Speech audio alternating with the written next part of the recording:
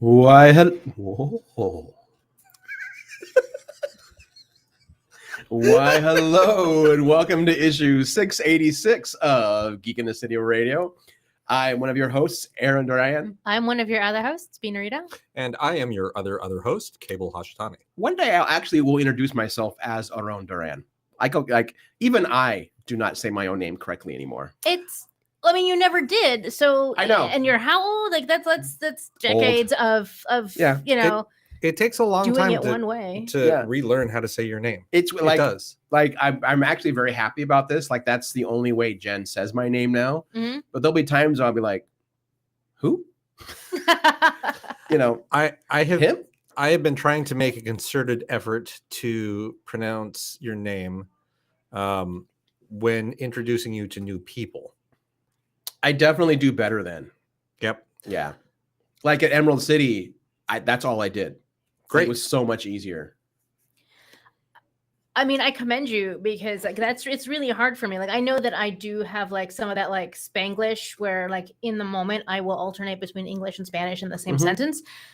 But in the way that I don't have a Mexican accent when I speak English and I don't have an English accent when I speak Spanish, right? It's hard for me to only to intentionally. It's okay if you sound like a gringo when you say it. I mean, I sound like a gringo all the time. It's my resting bitch white girl voice. Resting gringa voice? Resting gringa voice. Resting gringa? It is what it is. That sounds like a really like chill yoga pose. Resting gringa. Resting gringa. What is going on with the color on all of us? Well, I had to turn off the overhead lights because for some reason the glare. Yeah, but I usually try to at least match, and I can tell I've got my light on the wrong setting because my background is gray. Nope, that's you should go to the brown then, right? Yeah, Well, I'm that on is that so setting. weird. His lamp is warmer than mine, and I'm coming in with a green background like you. Mm-hmm. Except your background is Gray. It should be gray. It's this background. Oh, you know what it is? It's probably the camera. The camera. Oh, yeah, that's the what it camera is. has a setting. Evening, Brad. Nice to have you join us. We're going to banter a little bit, but later on, we are going to be joined by Dana Ebert of TPK Brewing, which is going to be super cool. We're very excited. Yeah, they're joining us remotely. We are, of course, broadcasting from Guardian Games Studios. Yes, we are. Live from Guardian Games. Live from Guardian Games Live Studios. from the back room of Guardian Games. The only time the tables get cleaned is during show day. Well, this is also true. Was that meant to be secret and I should bleed it in the podcast? Oh, no, it should not be secret. No, I do want him to bleed it in the podcast because people who aren't listening live will never know what he actually said. If he bleeps it out.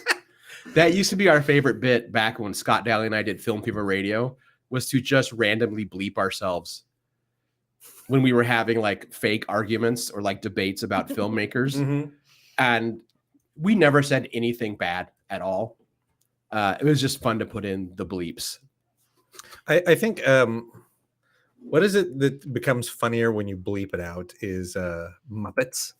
Muppets are really funny when you bleep them. Right. So does a lot of the stuff that Worf says in TNG. Yes. I've seen videos of that, of like, they bleep Worf a lot for no reason. Oh my God. So real quick, I want to touch on, you said Worf, so now I want to touch on Picard. But after that, I would like a couple after action reports from you, having gone to Emerald City, and from you, who got to see Awakenings in Vegas. Yes. But first, onto the count when he bleeps things is also funny. So Picard, are you caught up with Picard? Hell yes, I am. Are you caught up with season 3 Picard? I am not, but we can totally talk about it. Well, I just want to touch on the fact that so Worf, it's no secret that the entire cast of TNG is in this season. Yeah. I believe Denise Crosby is in here somewhere. It's going to be real fun to see where she's going to show up. If she is, she's playing it up that she was not included because she has said some things. She's like, I don't know why I didn't get the call. Huh. Okay. So I Anyway. don't know. I mean, they wrote her out of in the original. Her mother is still out there and alive. Mm. Her Romulan mother. Well, no, her as a Romulan. Never Yes, mind. her Half character's human, a half Romulan. Romulan. Yeah. Anyway, Worf shows up in full glory by episode 3. God damn, he does. And his introduction when he walks in and says who he is, it's like, it's not only his name and his title, but it is a list of his accomplishments. It's like, yeah, that's normal Klingon honorifics. It's like, I'm Worf, son of Moog, House of Martok, Bane of the Duras family, killer of Gowron. Yeah, he's like, I am Worf, son of Moog, of the House of Martok, raised by the House Rashenko. Yeah, son of Sergei, son of Sergei, House Rashenko. Bane to the Bane of the Duras family and Slayer of Gowron. And then follows that up like, beat, would you like some tea? There was another thing he says too that just like even out of context is fucking hilarious, which is beheadings are on Wednesday. Yeah, that's right. Like, are you gonna behead me today? Beheadings are on Wednesday. It's like, you're Klingons. You do this, you do that. Beheadings on Tuesday. Beheadings are on Wednesday. It's like, get it right. But it was that beat of like, when the fuck did Worf get a sense of humor? I think we're gonna find out. That is brand spanking new. Mm-hmm. This is funny Worf, and I also have to say, so far, the probably 20-25 minutes of Worf that I got in episode 3 is now the show that I want to watch for the rest of the time, because I'm not as thrilled with what's going on with Picard. Right. In his own show. I kind of want Worf and Riker to get their own show and just be the odd couple on a ship. Oh man. I don't want Worf and Riker. Like, I'm fine with Riker. I love Riker, but man, this pairing of Worf and Rafi, it's like, I didn't know I wanted the same way I didn't know I wanted Picard and 7. I didn't know I wanted Worf and Rafi, and now that's all I want. That does so, couple cool things. First off, apparently Michael Dorn, first off, he had to be convinced a lot to come back. Mm-hmm. He's apparently one of the hardest ones to get back. And he was like, I don't care that Worf's older. They could not sell him on the gray hair. And they're like, let's just do it once and show you how it looks like. Mm-hmm. And they did it to him. He's like, they had me look at myself and I went, oh, yeah, I am perfectly fine with this. It's gorgeous. All white hair. Mm-hmm. It is so good. Like, he's perfect. Yeah.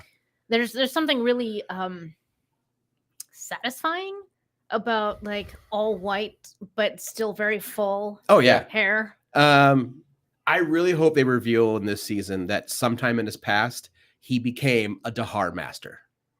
Oh, I'm sure that's because he acts like one now with his like, I do not wish to fight, but if you force it, you're all going to die. Yeah. What means this Dahar master? It's the equivalent of like it's the highest form of Klingon martial arts, and very few people can become Dahar masters. It's just it's very hard to achieve. On Deep Space Nine, they had brought back the old Klingons from the original series, Kankor and Koloth. Yeah. And Kor was a Dahar master. Yeah. That was part of the thing that they wrote about him. Yeah. So he was the last person that Worf knew that was a Dahar master. So it makes sense that he would travel down that same path. So the other thing I noticed that was pretty cool, and I think Jerry Ryan finally said, like, you finally caught on to this. Good. If you watch all the ways that Seven like stands, like on her own or with other people or like at a doorway, she studied how Kate Mulgrew as Janeway stood. And she's like, Janeway was Seven's like mentor and mother figure, like everything. Janeway was everything to Seven. So she's like, of course Seven would adopt all of her mannerisms. Yeah. And now I can't unsee it because they started doing side-by-side comparisons. I'm like, holy crap, she is. Yeah. Jerry Ryan is, I think what frustrates me about Picard so far this season, and I will watch it and see where everything goes, but so far, Picard, Riker, and Crusher are not quite themselves. And I get that they're supposed to be older versions of themselves, and there's a lot of stress going on, but their interactions are like, yeah, this is fine drama. I get why this is dramatic and why this works, except I know these characters, and this seems out of character for them. Seven, on the other hand, and Worf are true to form. They are the exact versions of themselves. I think years, down the road. I think Picard, Riker, and Crusher, they're jarring, but I think that's an intentional choice. I figured it was, and that's why I say. And I think it's going to get revealed. Like, remember when Riker first joins Picard, he's like, "Don't you want to go back to the planet with your daughter and Deanna?" And Riker's like, "They'll be happy with some space right now." Mm-hmm. And he doesn't say it with like a smile. It's like the one time he's really serious. I'm like, okay, something has happened. Yep. So far, it feels like Crusher's the one who's been put through the ringer in the last 20 years. Yeah, she does. 30. Is it 30? Because Picard said I haven't seen her in 20. Oh, is it? I thought he said 30 years. But at least they established. Oh, wait, never mind. That's spoilery. Yeah. I mean, everyone knew it, but yeah, it wasn't made explicit until the end of episode 2. Yeah. Is it Captain Shaw? Yeah. I love him. I didn't realize. I forgot he's part of a real play group. Mm-hmm. I totally spaced on that. Yeah. That actor's pretty cool. And like I've seen him in other things, but he's doing very well with what he like. I like that people are like, oh, he's another Jellicoe. It's like, I don't think you folks understand that most of Starfleet are Jellicoes and Shaws. They are not Kirks. They are not Picards. They are not Janeways. They are not Ciscos. Right. That's why people know these people's names. It's also why, like, Picard gave Spock shit when he met Spock. For cowboy diplomacy. He's like, you can't go running around just doing whatever the fuck you want. And to have another Starfleet captain confront Picard with the same, you boys got to knock this shit off because whenever you show up, everything blows up. Yeah. You're all about gunfights and explosions. It's like, well, Riker has a thing. It's like, you are speaking to an admiral. And Shaw's like, retired admiral. Retired. Yep. Retired admiral and a captain without a ship. Oh, Brad, you're right. That's where I totally spaced on that. So that actor who Shaw played Rudolph von Richten in the Black Die Society real play when they brought him in. Yeah. Yeah, I'm digging the hell out of it. And fucking Amanda Plummer just chews every bit of scenery she's on. Yep. And I love, even though there's no way she's related to General Chang. No. I love that she is intentionally doing the chair spearing just like her dad. Yep. I keep waiting for her to cry, just yell like, cry havoc and unleash the dogs of war. She's great. I think that's what it is about the majority of that show is they seem to be rehashing a bunch of things that we have seen before in Trek, and I can't figure out why, unless it's deliberate. Like, no, we're finally ending the Next Generation with a remix of everything that we've ever done. I think they are. Like, I'm not going to say end of season 3 or episode 3, you find out who the villains are. And I had suspicions, but I like the little twist they put on it. They have no real TNG connection. And they said, like, the sins of TNG is what's coming back to haunt Picard et al. So, well, I mean, there are still 2 players that we know of that are in this that haven't shown up yet, and that's Lore and Moriarty. We're assuming it's Lore. It could also be B4. I mean, but it's probably Lore. You're right. It is probably Lore, considering the line of dialogue that Geordi gives. Right.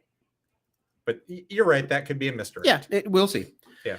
Anyway, it's been a lot of fun. So I'm super. Yeah, I'm frustrated, but I'm open. Worf is really helping. Yeah, this has definitely been the strongest Picard opener, like of all the seasons for me so far. Yeah, I was fine with the opening. The first episode, I was locked, but that second episode, I'm like, why are you doing Wrath of Khan again?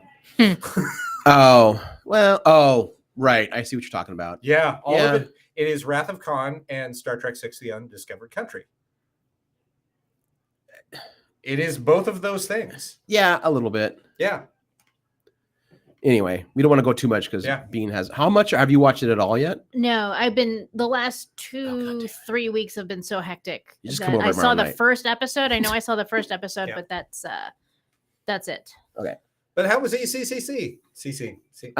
It was good.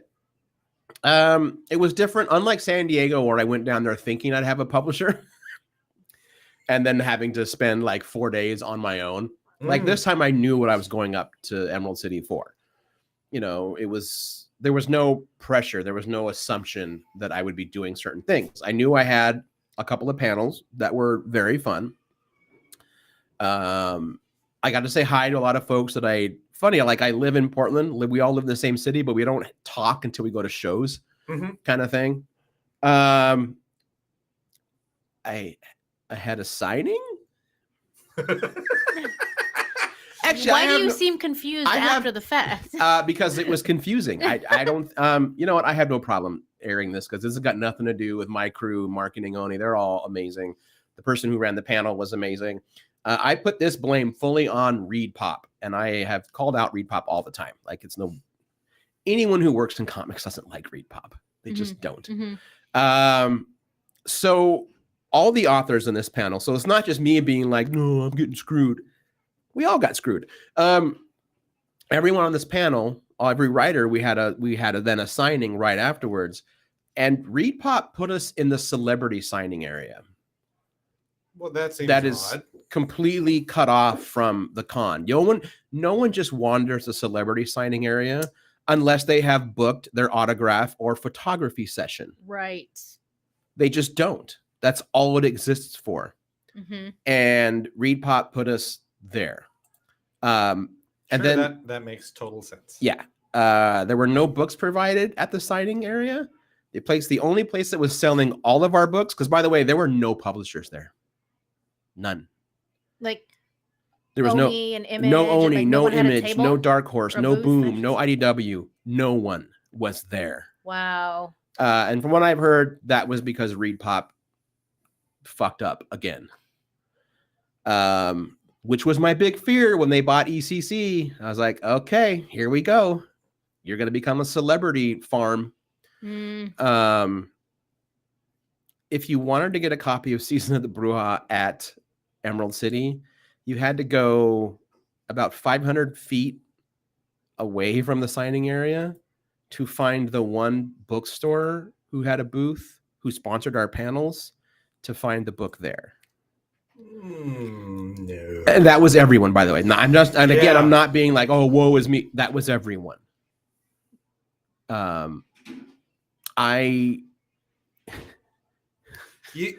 probably could have sold more shoving like 10 copies in my backpack and just taken cash as I walked. Because everyone's like, where can I buy your book? I'm like, there's this one bookseller.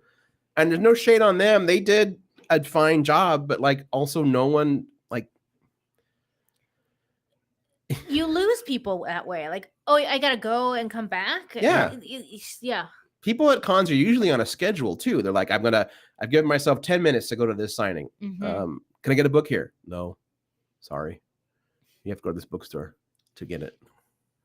I don't need. I don't know why we didn't do a signing at the bookstore booth. That seemed also weird. I don't know who that's on. Whose bookstore was it? Capitol Hill Books. Okay, so it was a local shop. It was a local shop. Okay. Yeah. I think I've heard of them. They were all perfectly nice. At a convention, who normally pays for the books so that there can be a signing with the artists and authors? Generally, the publisher comes up with the book, so they didn't really pay anything. It's their stock. Right. But if none of the publishers... convention screws up in such a way that there is no room for publishers to show up. Yeah. Like contractually, I can sell trades and single issues as long as Oni isn't there selling as well. Like in this example. Mhm. Yeah. So like if I'd have known months and months ago that Oni wasn't going to go, that Reed Pop was going to screw over all those publishers, I probably would have ponied up and teamed up with someone for a half table. Because not to be all like tooting my horn, but I probably would have made a decent amount of money selling single issues and trades in my own half table. Right. Well, and then it would have given you a defined space to interact with people where people could come find you. Yeah, totally. This bookstore is just their regular stock, so wherever they order from, they had it. So I signed all their copies too, so they can't send them back now. I said, "Do you want me to sign a couple of them?" And the manager was like, "You know what? I really like your book. It's doing really well. Just sign them all. I'm not going to send any back." Nice. So yeah. Smart, considering they still have books and it has to go into a second printing. It is in, I don't know what the status is of that. So, like, Portland be sold out. Yeah. Except Powell's. Because they're hiding them. I get people who text or like message me and they're like, I went to Powell's, like they didn't see your book. You said they have a lot. I was like, did you go to the first reader toddler section? Because that's where it's at. I can't believe they still haven't like figured that shit out. Powell didn't give a fuck. I'm a little comic book guy. Have you seen Powell's? It's a city. It's a city of books. Yeah. It says so on the tin. Their city planning commission leaves something to be desired. Yeah. There are a city of really books within the city of Portland, and the city of Portland is no role model when it comes to civic planning. Right. You got me there. It's enough about me though. Because we're gonna have our guest on pretty soon here. Tell us about Awakenings. Oh my God, you guys! I feel bad. I gotta be right back. I couldn't. I don't even know. Tell me about Awakenings. I'm sorry. It's magnificent. It is huge. I think Kelly Sue used to describe it as a spectacle. The way like Cirque du Soleil and other shows like that are a spectacle. And I've been to a handful of Cirque shows. And I was not prepared for this. Okay. None of this is particularly new, but now I can describe it firsthand. The whole performance is done in a theater that was built for it, and they do it in the round. Okay. So that means there's 360 degrees of seats. There's multiple places for performers and equipment to come in and out through. And I am not kidding when I'm telling you that, like, from below ground all the way up the sides and the ceiling, and then like up away into the ceiling, stuff is coming and going, and there are lights. At one point there were like flames shooting, and I could feel the heat coming off of these like bursts of flame. How close were you to the stage? Not very. Okay. I had a good seat for like being able to really like take it all in, because again, like all the way up and down and 360, but not a great seat for like getting all of the finer details and the expressions on the performers. But there are some really big elements to the show, and so like I got to see them from like a very like broad perspective. There is a scene. They travel to these different realms, right, as part of the story, right? Because it's a very cosmic story. Yes, right. It's a myth. It's a new myth, essentially. They travel to a place that's very like Earth centric, and there are. It was my favorite of the realms. I didn't expect that. There's like these formations everywhere that look like mossy rocks and dead trees and stuff. And then at some point, this is a little bit spoilery. I hope doesn't ruin it for anyone. I'm trying not to give you too much, but it was my favoriteest part. I feel as though that this is an experience you could tell us every single story point, and it still does not do justice to the fact that you have to see it for yourself. Right. You have to see it. Okay. So at some point, the set starts moving. All of those different like dead trees start moving, and it becomes this huge, just enormous, like a tree person. It's like from the torso up, 2 arms, a big old head, and it must have been like the size of a house. there are so many like breathtaking moments. I want to see it like a million times. Okay. Cool. And I met some of the performers afterwards, and they are just like the sweetest, nicest young little artists you could ever meet. Right. Yeah, it's another reason why I want to go to Vegas because, Yeah. haunted museum and eventually 24/7 haunted house from Universal. What? Did I never tell you? Okay, we have to talk about this off mic because our guest has arrived. Okay. Very well. So here we are. We are welcoming on Dana Ebert of TPK Brewing. Hello. Hey, I mean, you can talk about whatever you want to talk about. My time is yours. Well, yes, but it would be weird to bring you on and be like, now listen what we're doing. It would not be the first time we've done that. I know. This is true. We're trying to fix Honestly, I've done a lot of interviews at this point, and that would be the first time. I think it'd be really fresh. that. Oh, let's ignore her then and go back to it. Jump in whenever you feel like you can relate. Denise, would you like to give our guest a formal introduction? Yes. All right. Dana Ebert is a local writer, game designer, and voice actor, best known for her contributions to Paizo's Pathfinder RPG. Dana also voices the character of Penny Farthing on the RPG podcast, The League of Ultimate Questing. And today she is joining us to talk about Portland's future TTRPG tap room, an inclusive community space that'll be on the Hawthorne Strip, TPK Brewing. Woo! Welcome. That Dana. was great. Thank you so much. Thank you. I'm new at these, and I am like, oh, I hope I'm like telling all the important stuff. Denise has been really honing her skills on guest introductions. We're really happy about it. So Yes. It's been great. And we're super excited to have you on. I'm excited to be on. So we all Sorry, froze. I am doing some Um, audio adjusting over Okay. here. So let's start with a little bit of background before we get into TPK. It's from what I've gleaned, your sort of biggest passion out of all of these different things that you do is writing, is storytelling, primarily in the gaming world. Yeah, that's absolutely the case. I am a longtime avid role player. I've been playing since I was a kid and never stopped. And my dream was always to work in this industry. And in 2019, I decided that's what I wanted to do. And so historically, my career has been in marketing, but back then I started making that shift. And now I've been doing it for a few years, and we have TPK. That is really cool. Marketing actually seems like a nice place to pivot into role playing because they actually have some more related things that I think people don't realize. Absolutely. Hooking the players quickly, keeping them engaged, keeping them going, keeping them coming back. They have some parallel skills and talents that are required for sure. Mm-hmm. I like to say that I'm very good at the pitch, and sometimes writing the actual thing that I pitched is a little harder, but I can give a really good 3-sentence summary.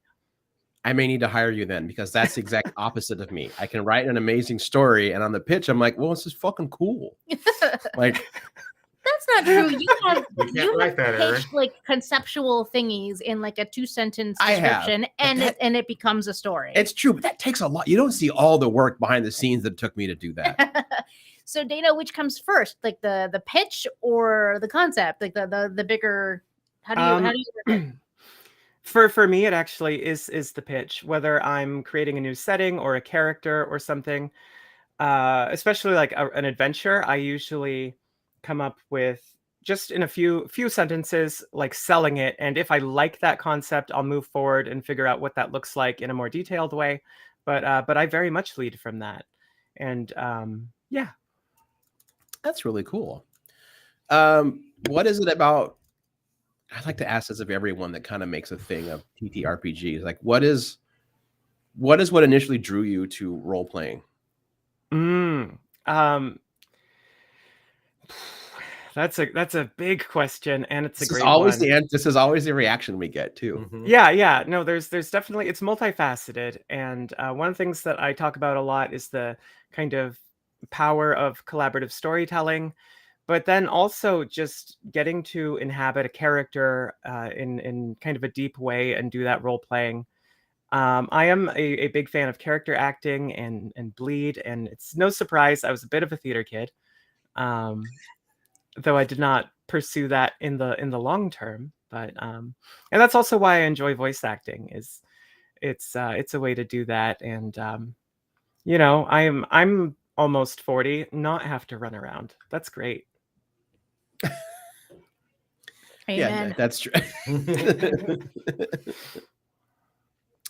So how did you get involved with, first I would say, like, so TPK is opening spring is kind of the Yeah, so TPK is opening right now. It's entirely based on the construction timeline.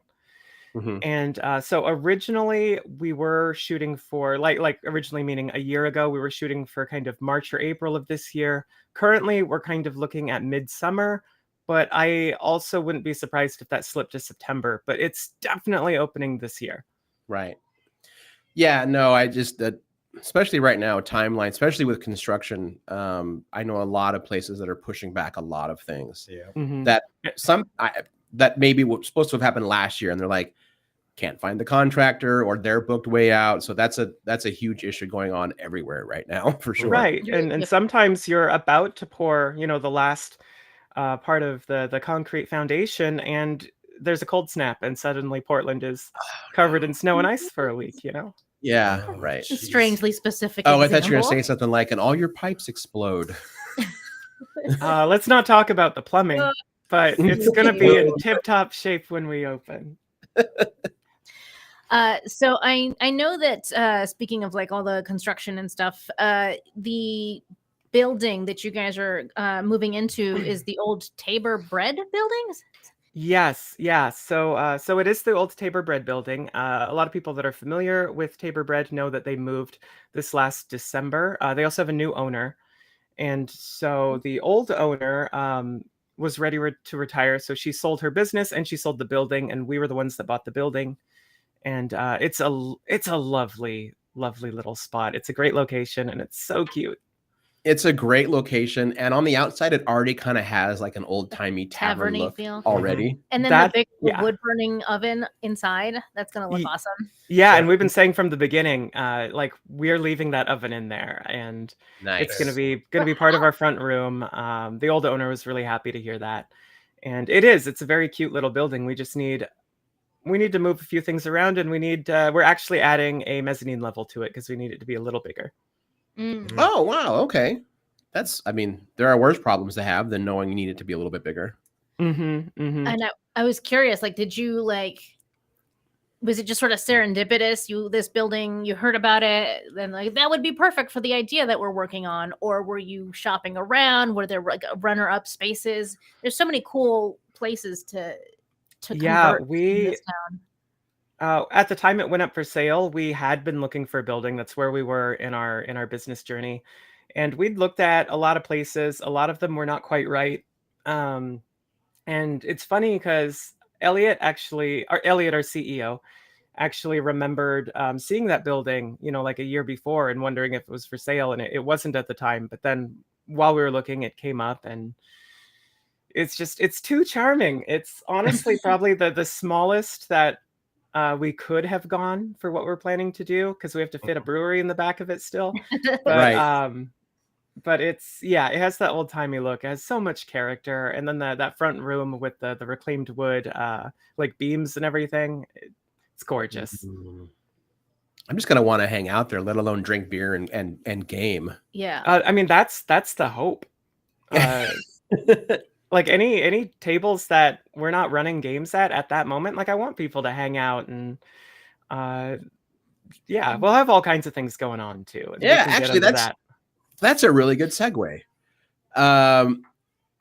Beyond, because I feel like anyone can be like, oh yeah, we're opening like a fantasy themed tavern where people are going to play role playing games. Like, that's not saying that isn't cool, but like that isn't the most original kind of concept. What you all are doing is a bit different. Yes, people can come in and game, but you've all created an original fantasy world with like a living story that people can be a part of. Right. And so, yeah, when you say that, a lot of things come to mind. Portland itself has a lot of D&D pop-ups. The first one was Orcs a number of years ago, which is currently on hiatus.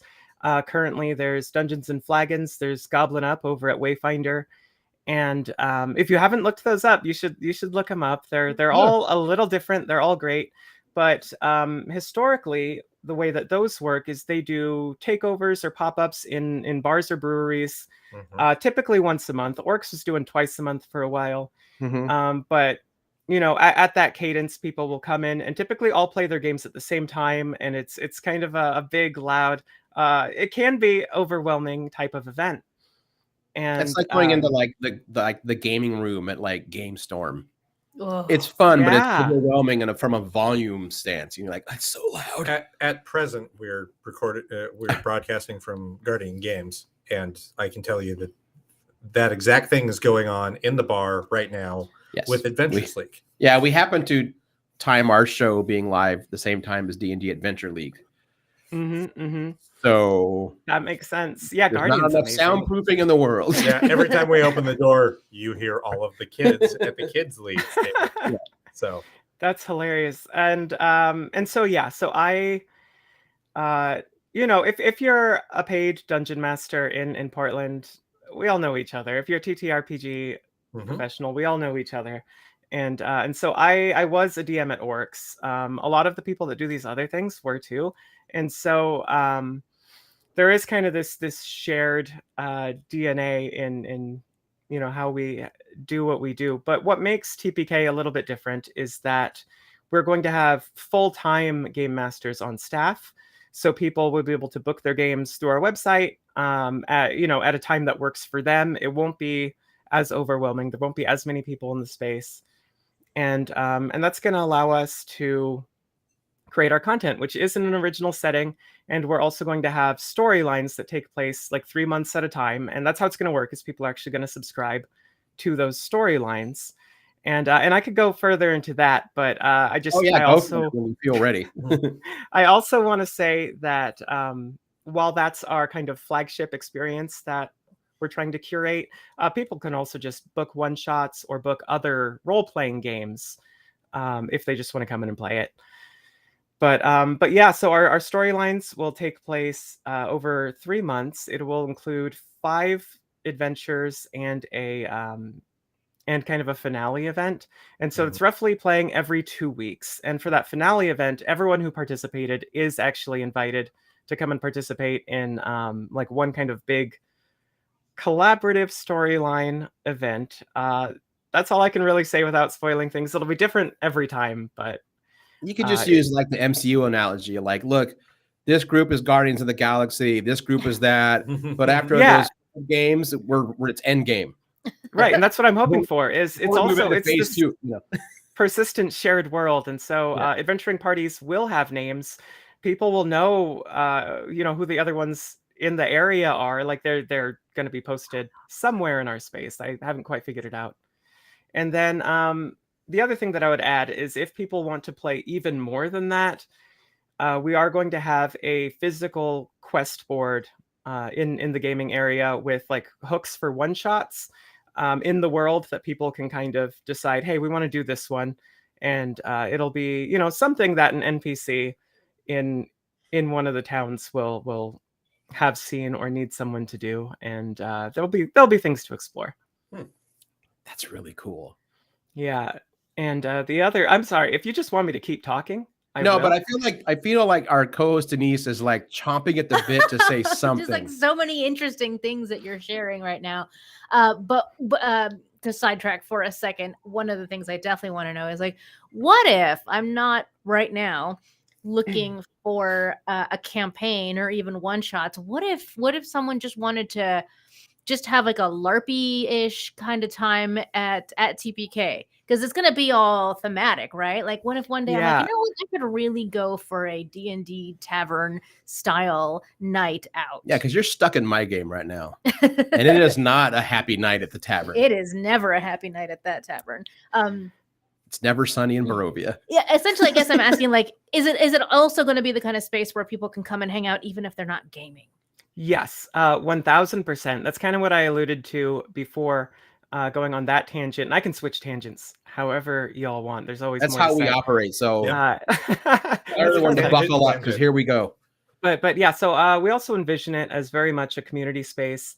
And while I know I personally won't have necessarily the time and the resources to put on all the things that I would love to put on, at the same time, one of the resources that we do have that we can give to people is the venue and the space. And so we have had, to your point, we did have one LARP group ask if they could use this for LARP nights. We've had like a professional miniature painter ask if they could do painting classes. I've also talked to some different podcasts about doing potentially like live shows or meet and greets, as well as authors doing book signings. We're interested in all of it. I want it to be a space where things happen, and then also if people just want to hang out because it's a cool like themed space, which it will be. Hopefully, I hope it's cool. Right, we're designing things right now, and oh, it's hard when you can't actually see it. I hope it's cool. I think it is. I know we on the show have often toyed with ideas of special, like, listener events that are gaming focused instead of just us like screwing around in a bar with all the listeners, which is fun. Yep. That isn't necessarily a poker tournament either. Yeah, right. Exactly. Something suited or like more that fits our audience well. So we may be hitting you all up we'll let you all get established first, because we have no idea what we would do anyway. It's not like we're going to day one, like, here's our proposal. Anytime. We never have a proposal. Y'all have got my email address. I'm the one to reach out to for that. Feel free. Nice. What is your title with TPK? Mine is creative director. And so there are three of us that are all co-founders, co-owners. It's myself, Elliot Kaplan, and Jess Hardy. And when we had the discussion, I was always kind of intended to be the person that manages the gaming side of the business. But we kind of solidified that I'm the creative director, Elliot is the CEO, and Jess is the head brewer. And I did briefly consider making my job title Dragon Queen, but I just I still get tempted every now and then. And you moved away from that? I know, right? I'm like, I should be responsible since I'm the one. If you haven't printed any business cards, just go back and change it. That is a enviable title, and you should have it. You mentioned your brewer, and I was reminded that I read somewhere that on top of the original campaigns and storytelling that you guys will provide for your patrons, there will also be hopefully themed beers that you will brew specific to these campaigns. Yeah, I can give you the skinny on that. So we are going to have 6 kind of core beers that are always there, and then 2 rotating ones. And the rotating ones are always going to tie into the campaign storylines.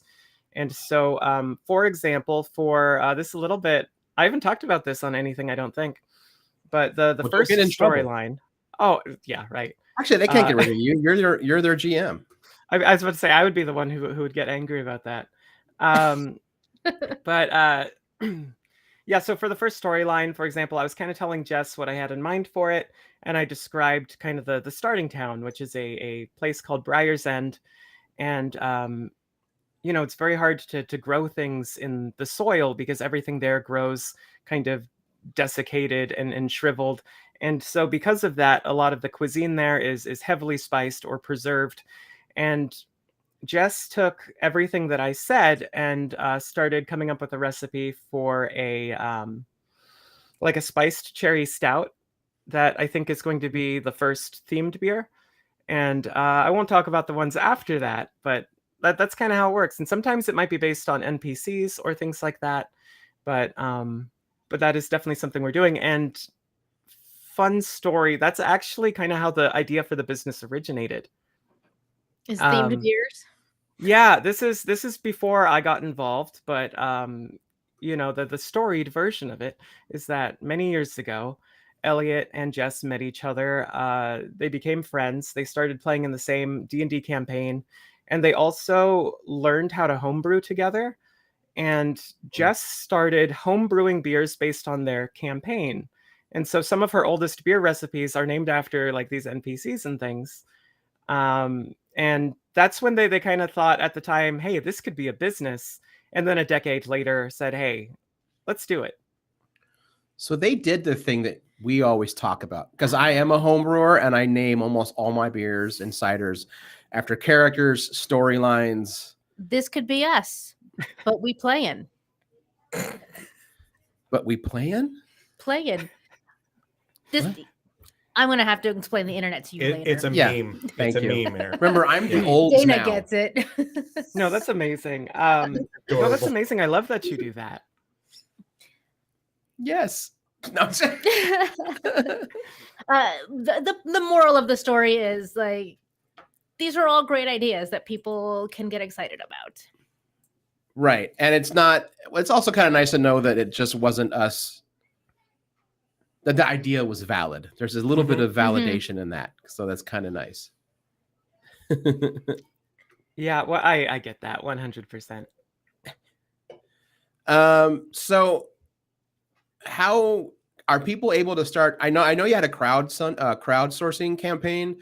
I was really bummed because it launched during a period where I had no money, because I kept seeing, I was like, oh, I want to back this.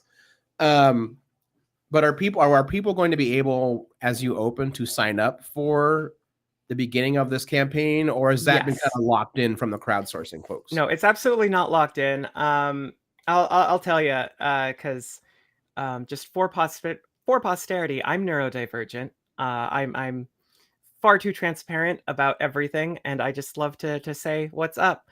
So the thing with the crowdfunder, and it was really successful. We were very lucky.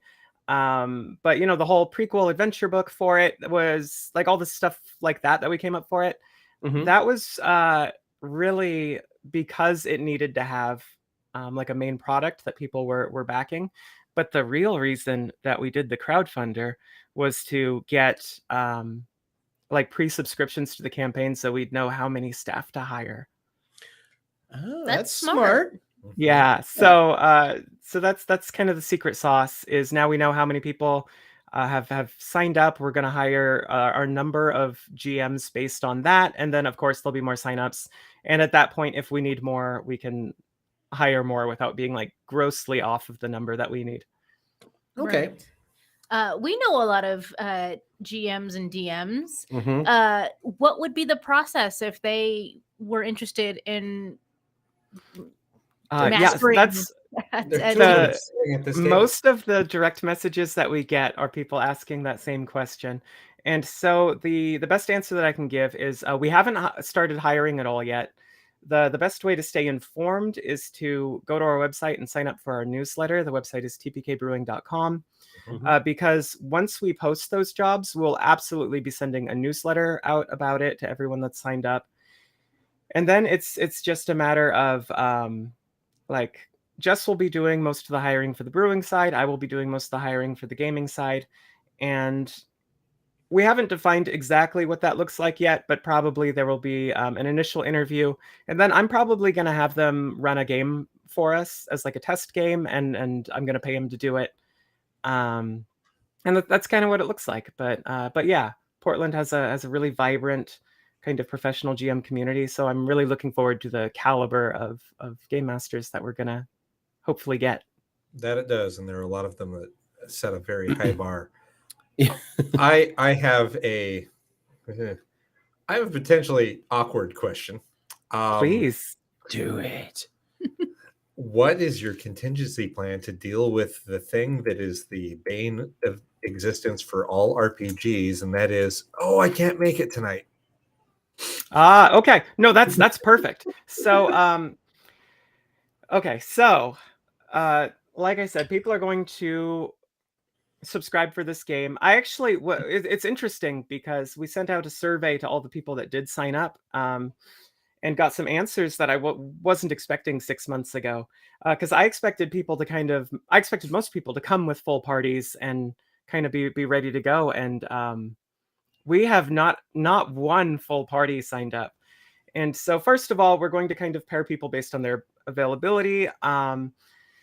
those kind of paired parties will probably last for a storyline and might change over subsequent storylines unless they request to stay together. And then, we're going to get each group on kind of a consistent night every other week. But if anyone can't make it, we're also going to be running makeup games, probably like one day a week for anyone who wasn't able to make their group session for whatever reason to come and kind of pug. And the great thing is that it works in the lore of the setting really, really well, because all the players are members of a sort of adventurers guild type of organization called the Layfarers. And so it's very easy to have the chapter kind of assemble a team and ask them to do the next thing.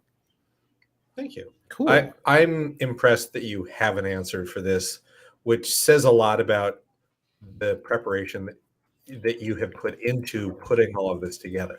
So we've asked so many of these questions. That is so impressive. It opened up a new question that I now have is a lot of DMs will sort of give their players homework, like maybe a little bit of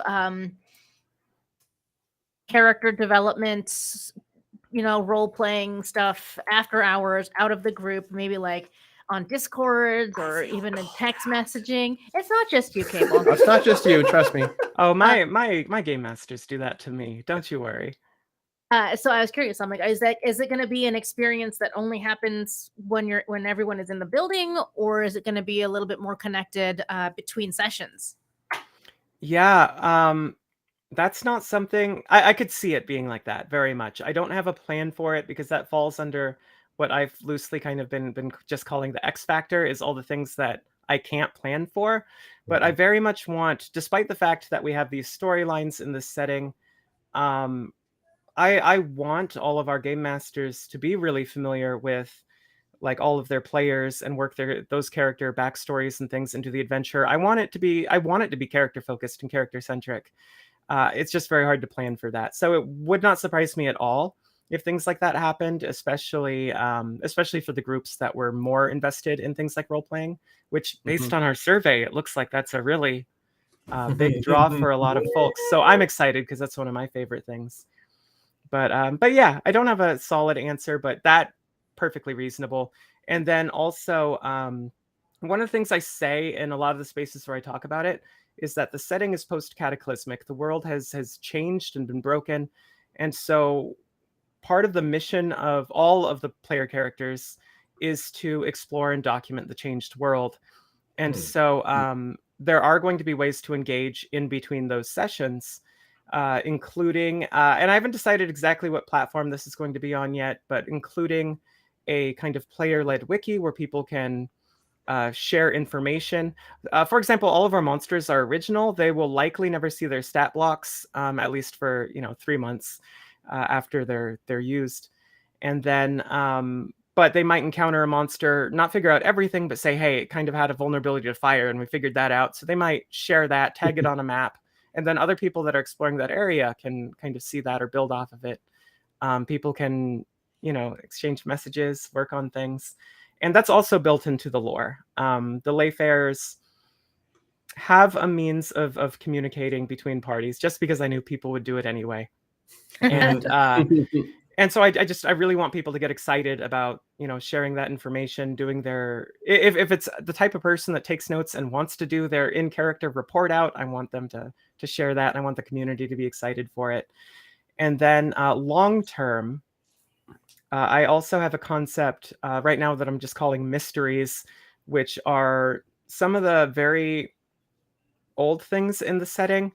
Might have puzzles with pieces in different parts of the world that will require coordination between like multiple groups of people to kind of figure out. And they're all going to be optional, but solving them might unlock some original player options for the entire player base. Cool, man. I'm very excited about this. I'm genuinely intrigued. Yeah. I also got really quiet because while everybody was talking, I went to your crowdsource ping and bought the book. So Thank you. I went to the Instagram. It's like, you can still buy this. I'm like, oh, I'm going to go buy it right now. Yeah, and I mean it still comes with the free mini too for the time being. So that's exciting. I just love my put in the minis. order for those. I'm horrible at painting, but I love my minis. Oh, same. I can't get my hands still on the tiny detail. I tell you what, I love painting monsters because I can usually do it in like 3 or 4 colors. But I have not painted like a character, and I'm not sure I want to because they have so many little fiddly bits. Oh, they do. Yeah. They really do. They do. I've painted exactly one mini, and it was my own character. And yes. Was that baby? Was that Stabby Baby? Stabby Baby. Yes. Oh, that's a great character name. That's her nickname, right? It was her nickname, yes, because she was a halfling rogue. She was the smallest one in the party. We found her the way she got introduced to our game, the way like Denise got into our path that time a Pathfinder game is our DM basically said like we're gonna find her. She's been locked up in a cell. And I played a dwarf, and a friend of mine played a dwarves, and we were very bombastic.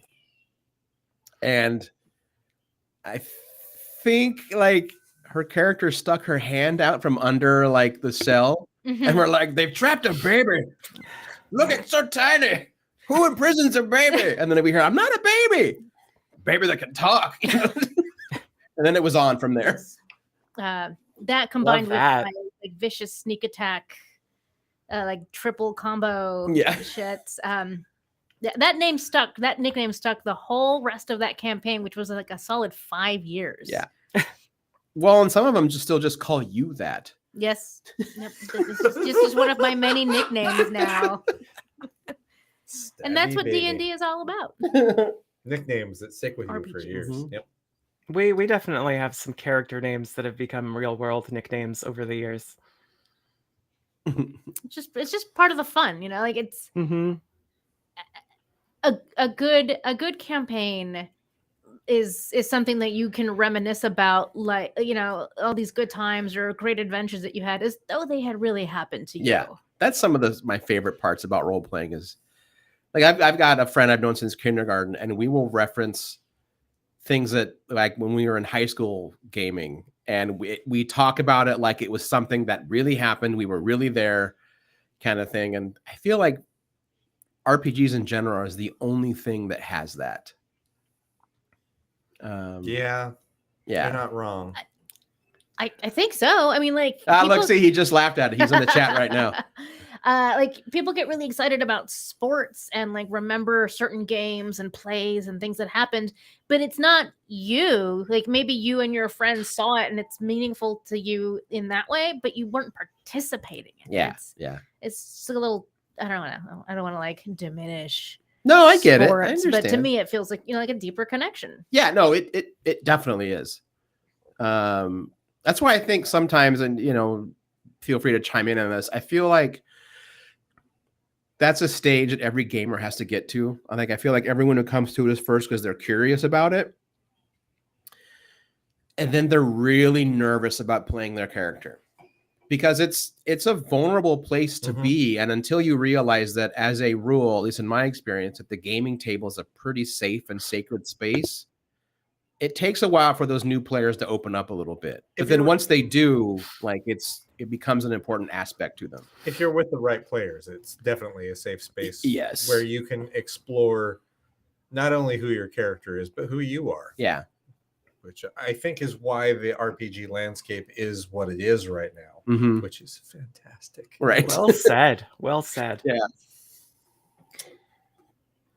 That's really true. I just do not remember, and maybe it was like the crowds I used to run in as a teen or in Phoenix, but it just seems like everyone plays role-playing games now, but it just didn't used to be a thing in the same way. Like when I was in high school, I didn't know anyone who played. It's like Magic players. I can guarantee, like when I was a kid, we didn't have Magic. We had D&D, and we were the weird kids. Yeah, and there were a few of you, right? There was not that many. No, I was. in my hometown, I was king of the weird kids. Yeah, my experience was very similar. Like those of us that played, that was our group. And then, in my case, it was the late 90s. So there was also the World of Darkness group that we kind of didn't associate with. But it's because they're But yeah. extra. I used to be in high school. I played D&D, but I also ran a World of Darkness campaign. And not to say disparaging, I love them all. They tend to be a little extra. And we did get into it a little later. who has been fun that way? too. Yeah. And where does Vampire the Masquerade fall in that hierarchy? That's World of Darkness. Oh, Darkness. gotcha. Yeah. Clearly, I've never played that game. Yeah. Yep. I almost would be afraid to play that with you. I feel I'm like not that strong a role player. I think you'd eventually get into it because there's a lot of like power structure and like I don't know. I think it would grab something within you that you'd get really excited about. I don't think I'm not sure I like what you're saying about me right now, friend. Just saying. So and everyone's usually sexy, like their characters are. Oh yeah. You All know? right, You're all right, I'm in. vampires. You're supposed to. That's be true. Sexy. But sexy is also a state of mind, as we have learned from Dark Shadows. No, what do we do in the shadows? That's right. What we do in the shadows. So, speaking of games, I was curious, what's the long-term plan in terms of these campaigns? You said that these are going to be 3-month campaigns, and presumably you'll do that campaign for a longish period of time so that you can rotate in different people who want the opportunity to play that story. But what's beyond that horizon? Yeah, so storylines take place in 3-month intervals, and then so we have 4 storylines per year, but the campaign just keeps going. The world is persistent. People obviously don't have to play for the entire time, but their character exists in the world, and they can kind of play when they want or not. And the hope is really just to have a living setting. I don't know, hopefully it keeps going for a very long time. I can't really predict that, but when I designed the size of the world, I found myself thinking, I want this to take at least 20 years to explore, just in case. And at the end of that, we'd have to see. But that's a safe amount of time. Yeah. If you're planning for 20, that gives you that much time to like think about whatever comes after that. That said, the only things I really have planned are like in more detail sooner and then progressively less detail. I only have like 3 years of content kind of named. I'm sure more stuff will come to you as things happen, right? Like once. Oh, once and I'm 100%. And I'm sure I'll also just pivot multiple times. I know the first year especially is going to have a lot of learning experiences for us as we kind of figure out what works and what doesn't work in this format. But I'm excited. Well, and like if there's one thing that a GM can count on is having to pivot because your players did the exact opposite of what you wanted them to do. Yeah, and that whole story arc that you spent so much time developing is out the window. Right, and as a as a DM, like my style is very much that way.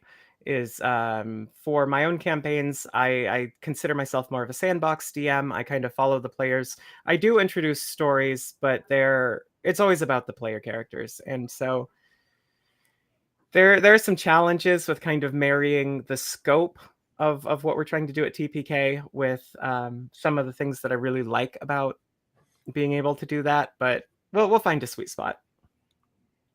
That sounds great. To get technical, what system is all of this running in? It's to start, it's going to be Dungeons and Dragons 5th edition. Okay. After the OGL fiasco, one of the survey questions did ask about that, and an overwhelming number of people that answered the survey still said specifically they wanted to play Dungeons and Dragons. So that's the plan. We're going to stick with Dungeons and Dragons. We considered also offering it in Pathfinder, but then that creates a lot of complications in a shared universe like this one. So I think we're going to stick with the one system. And then when Wizards switches to one D&D, we're going to have to assess whether or not to switch. And that's a decision I expect to make down the line. Certainly not when it's first published, but some amount of time after that, after we kind of see how it looks. Sure. Yeah, and hopefully if Wizards learned, or if Hasbro learned their lesson, really. Wizards also needs to do some learning. Yeah, I am hoping that even though it'll be a quasi new system, if they're smart, one D&D will be very backwards compatible to 5e. I think that's the plan. That's what I think too. Yeah, and depending on how compatible it is, if it's highly compatible, that also opens up interesting possibilities. Yeah, I know that for the main 2 weeks of the OGL fiasco, everyone at Guardian had to become experts in every other game system that was out there so that we could talk about what other things that players might be interested in. Same. I fortunately fell immediately back on the Powered by the Apocalypse, since that's the game that I'm running. I'm like, I love this system. It's great. Do this. And I just told people, play any system except GURPS. Yes. Sorry, I've got it. It's my unhealthy loathing of GURPS ever since I was like 13 years old. Well, I have talked multiple times on here as my personal feelings, not the feelings of Guardian Games. Yes. So not spoilers, full transparency, I'm also an assistant manager here at Guardian Games. So I have to be very clear of when this is my opinion and when it's the opinion of the store. So this is my opinion. I hate Steve Jackson games because I find Steve Jackson to be a homophobe, and that's not okay. It's like, when Steve Jackson is not part of Steve Jackson games, then I'll reassess. But I didn't know that. That's really unfortunate. Oh yeah, sorry. Cable did that.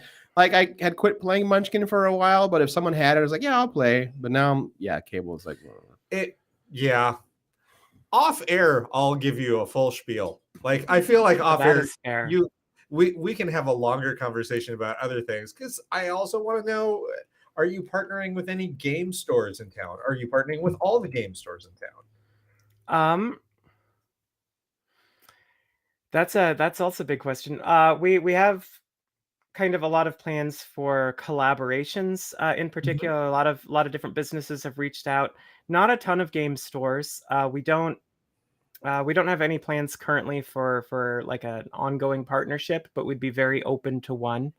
I'd love to talk about that. All right. I am just the person to talk to about that. Yep. So we can take that offline, but we'll want to involve Elliot for that one. Yeah. There are also people on this show that have actually done beer and cider collaborations with local brewers too. So, if ever down the road, that would want to be something fun too. Now we're just pitching ourselves. We've had one person approach us for that is more of a games company that was interested in potentially doing like a beer collaboration. I think that's fantastically interesting, and I think Jess is, of course, very down for that. She loves coming up with thematic beers. It's very fun to do.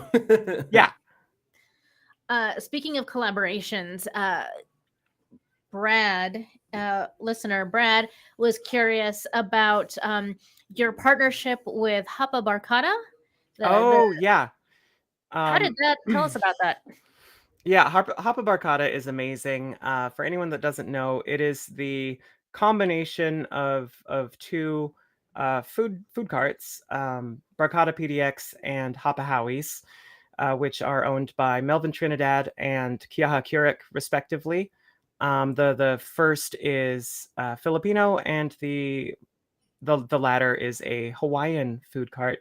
And so obviously, as a brewery, we needed either food in the space or we needed to have food available. Like a lot of the early locations that we looked at were in neighborhoods with food cart pods. And all we knew was that none of us wanted to run a restaurant. And so we needed another partnership. And so, so yeah, that was definitely a few different things were considered, but once I can't even remember how it came about, but once we started talking about it with them, that became really obviously what we wanted to do, and we're really excited to do. But they'll be using our kitchen space. It'll be technically a separate business, but as a visitor to our venue, you won't be able to tell that. But they're their own business. They're going to be making a new menu, and it's amazing. I've had some of the food that they've been experimenting with. Is it going to be Hawaiian Filipino, or is it Yes. going to be okay? Yeah, it's going to also RPG themed. Right. It's going to be Hawaiian Filipino. I can't speak to the final menu. I'm pretty far removed from it, but you can bet there's going to be lumpia. I'm betting there's going to be some kind of musubi.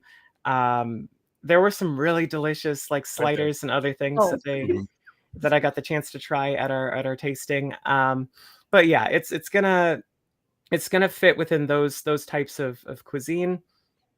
And then as between their style of food and our style of beer, we're also going to have like some shandies and things with like tropical fruits and flavors. I'm sorry, I was giggling at the comment from I'm assuming this is Elliot, your CEO. Oh, it said that is found Elliot. Melvin on Instagram and slid into those DMs. that sounds right. I mean, that's Elliot, how things get done in this town. Yep. Yeah. As our CEO, Elliot is in charge of our marketing. I do some of it, but Elliot does the vast majority of it, and that totally makes sense. Elliot also spearheads a lot of our partnerships. So, I obviously the baby finally got put down, and he can join us. All right then. I think that's all the questions I had. If the listeners want to throw anything else out there before we do our final wrap up. Yeah. Or is there a tangent you were just itching to get to? No, I'll talk about anything y'all want to talk about. I would definitely say please check out their website and then follow the link to their crowdfunder page, because you can still contribute, you can still get things. As Aaron pointed out, he bought a book. Live on the air, I bought a book. We've removed certain options that were kind of time limited. For example, some of the lifetime memberships and like the custom mugs and things we took off, but we only sold one lifetime membership, but which was surprising as well. But what I was saying is you can still get the book. You can get all kinds of shirts and coasters and things, pins. Still fun stuff. But yeah, if you go to our website, we also have embedded on it kind of a under 10-minute introduction video that just kind of talks about the business and has not just me talking, but also Elliot and Jess. And cool. I'd love if people would just like watch that. It'll give you a much better iddia. It actually is a very comprehensive video, and it answers a lot of questions. So and I'm very impressed with our video editor for that. His name is Truckee, and he did amazing work, like getting like the drone footage and everything. Elliot has also posted that Hapa Barkada is soft launching the menu at Hapa Howie's food cart this Thursday. That would be March 9th, for anyone who's interested in stopping by. Awesome. We get a little inkling of what's going to be available. I know. I may have to go there. 100%. I'm going to go there. I'd love to know what's going to be on the menu. Oh wait, we're already going to be doing an RPG at that time. I think it might be for a few days. But if you look up Hapa Barkada on social media, they definitely have all the info on it. It might be like a multi-day thing. I'm not totally sure. That would make sense. And Yeah. check them out anyway, because their food looks freaking delicious. Yeah, it does. It's delicious. I mean, it's Hawaiian and Filipino. What could possibly go wrong? Ooh, those Right. are 3 different types of masubis. All right, I'm going to. All right, now we're just going to be talking about I food. know. Now it's like, Dana, before we wrap up, do you have any final thoughts that you want to share with the listeners? Any other projects that you're working on? Gosh, I mean, yeah, that's all the main stuff. We already even plugged the website. Other things I'm working on besides TPK, bunch of Pathfinder stuff just got announced within the last 5 days. Notably, Lost Omens Tian Xia was announced for end of this year, early 2024. I wrote for both the character guide and the world guide and the Adventure Path Season of Ghosts. So gotta plug that. It's gonna be amazing. I'm really proud of all the work that happened on that project. And then in the nearer term, I think the next book that's coming out is at the end of this month, which is Firebrands. I wrote for that one too, so y'all should check that one out. nice. That's all I got. Oh, and of course the League of Ultimate Questing. Like you said, that's our podcast. I'm in season 2, and it's a very, very fun actual play podcast. Cool. It is. I've already listened to a couple episodes. I have too. Yeah. Oh, thank you. It's very amusing. The premise is that it is a world where questing is a major league sport, complete with in-world sports commentary and fake advertisements. So, a few times per episode, you'll, cut from the main action and then hear commentators kind of tell everyone how we messed up, and then bring some very funny ads. It's got some really fun, like, dodgeball vibes. That's awesome. And that's how Elliot and Jess found you in the first place. That is, they were looking for a gaming partner. One of their friends was a listener, suggested checking me out, and they did. And I fortunately had the skill set that they were looking for, which I like to say I do none of those things, the best, but it is a wide range of things that I have experience in, and it was the right fit. 3 cheers for neurodivergency. Right. Yeah. But yeah, they wanted someone with business marketing background, as well as like publishing experience, paid GMing experience, like production experience for like podcasts and things. And I'm like, I've done a little bit of all of that. And it's a good position for me to kind of run the ship and hopefully hire people that are individually better at several of those things than I am. That will be great. I think that you perfect. Are perfectly placed. Yep. Well, we are super excited to see when TPK will finally be opening. Mm-hmm. And in the meantime, we will check you out at the League of Ultimate Questing. Yeah, and definitely go to the TPK webpage. You can sign up for their newsletter. Yep. Yeah, that would be the one thing that I'd recommend. Is definitely sign up for our newsletter. We don't spam anybody. We just really give updates on the construction and occasionally the Kickstarter, and eventually when jobs are posted. Woohoo! Maybe I'll apply. You should. Why not? Why not? Why not Zoidberg? Sorry. Okay. Sorry. Why not Zoidberg? I know. My brain's like, think of fun quotes now. Go. Shiny. But yeah, Dana, thank you so much for popping on the show. We had a blast chatting with you. Yeah, thank you for having me. It was a ton of fun. Yeah, just thank you.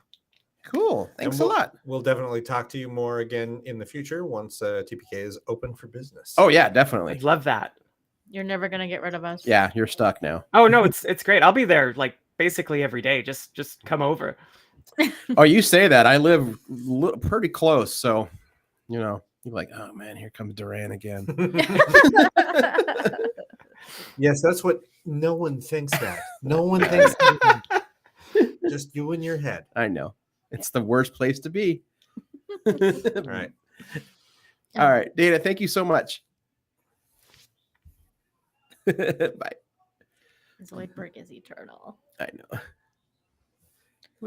Awkward. And thank you also, Elliot, for popping into the chat too. Yes. Yeah. Totally. That was great to have extra Extra info. input. Yep. Yeah. Yep. It also it's again one of those little invisible things where you get to see the support of the people that you're working with when they show up for the thing that you're doing.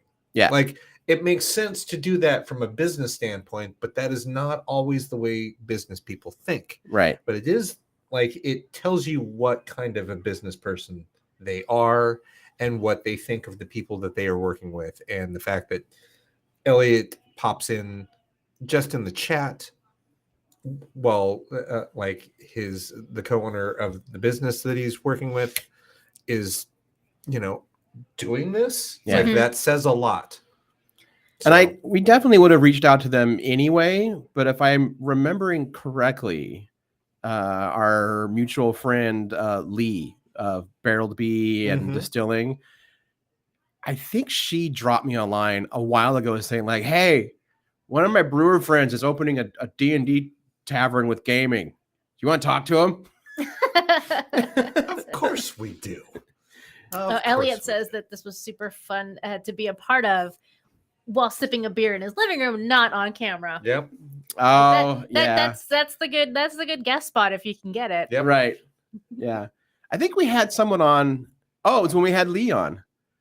And she wasn't on camera. She specifically said, do I have to be on camera? Because she'd already put in like a 14-hour day. And she's like, yo, I reek of Bloody Mary mix. Yeah. Yep. She's like, it got into everything. Yep. She might have allegedly, before starting the show, just pounded some of her canned gin and tonics. Allegedly. There is no proof of this. I do remember she said, oh, these aren't for you. These are for me. Yeah.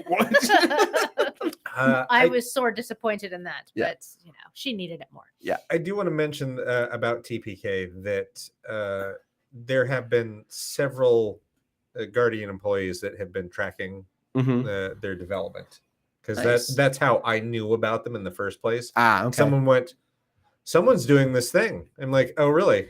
They're getting a lot of traction. And then I looked on like OPB. And... Yeah, well, this has been a year ago. This was brought up on my radar. It's like, okay, because I knew who it was because they brought it up. And it's like, oh, it's going to be right here. I'm like, I have friends that live 2 blocks from where that's at. Mm-hmm. We all have friends who live 2 blocks from where that's at. I'm not exactly 2 blocks, but I'm. Yeah, you're. I used to be 2 blocks. Yep, I can literally say just over the hill. Yep. Yeah. I'm looking at places in that neighborhood. So it was definitely one of those. What could possibly go wrong? You and I within walking distance again. Yeah. Oh, of an RPG themed tavern. Well, I think that's good. Yeah, I look forward to talking to them more once the place is open. Yeah, for sure. Mm-hmm. And our future beer collaborations. Yep. Yeah. All right. Jess is gonna be so sick of us. Elliot is also 2 blocks away, so you all can be neighbors. Woohoo! I was like, if any of the 3 of them is gonna be like, oh god, here they come again, it's probably gonna be Jess. Right. I don't know why. I've just decided that. Sure, that sounds good. So sorry in advance. And yeah, I'm going to reach out on behalf of Guardian tomorrow. So I think that's a good idea. Yeah. Yes. What if a player forgets their dice? And that buy some dice on site. We have been sponsoring. Oh, fuck! I just realized I have to finish paperwork on something. We have, they mentioned Goblin Up at Wayfair. Mm-hmm. Like we've been sponsoring them. Cool. One of the DMs that DMs for them has GM'd for Kids Camp here for years. That's Max Hobbs of Help Action Network, which is a collective of DMs here in town. And so, yeah, like he reached out and said, hey, I'm DMing this thing. Can you donate stuff? I'm like, well, yes, of course we can. Yeah. Please have your people reach out to our people so that we can do even more. Also, really quick, congrats to TPK and their head brewer. They had one of their beers debuted at She Brew last weekend. Oh, that's excellent. fantastic. This is the first She Brew I've missed in a few years because it was the same weekend as Emerald City Comic Con. I would really have liked to have gone, but road trip. Yep. we all had basically jobs that required us to do certain things. Yeah. So, yeah. Yep. Well, with that, we should wrap up the show. Keep sending us your like real play games you want us to try out. We have some in mind, but if there's ones you'd like us to try, let us know, because there's a good chance Monopoly, Game of Life, or Clue. And can be relatively done in 90 minutes. Operation. Yeah. So like none of you jokesters recommend fucking Arkham Horror. Like, stop it. Take us the whole show to set the game up. We get some mileage out of that. Like 3 games in. Someone did recommend the Battlestar Galactica game, which I quite love, but I think it's out of print, so I feel like playing it would be a dick move. It is super out of print. Yeah. We don't have a copy of it. We don't have access to it. Yeah. I'm not paying $300 for it. Right. So I think it was Brad who recommended it. Good call. That actually is a very solid game, and I remember having a lot of fun playing it. Yep. Especially when I was a secret Cylon, and them fools somehow gave me both the admiralcy and the presidency. We're not playing Elder Sign. See, this one's yours. Yeah, he knows. That is the shortest of the Arkham Horror games. It is. It's still not too long to play in a podcast. That's true. Unless that is all that we do of the podcast. Yes, Dana, Max is amazing. Yes. I'm a big fan of Max. Right. All right. Well, For reals. I'm Aaron Duran. See, I said it wrong again. I'm Bina Rita. And I'm Cable Hashitani. We will speak to everybody next week. Bye-bye. Bye. Oh, look, Max is also on LUQ. Ooh, What? cool. Yay.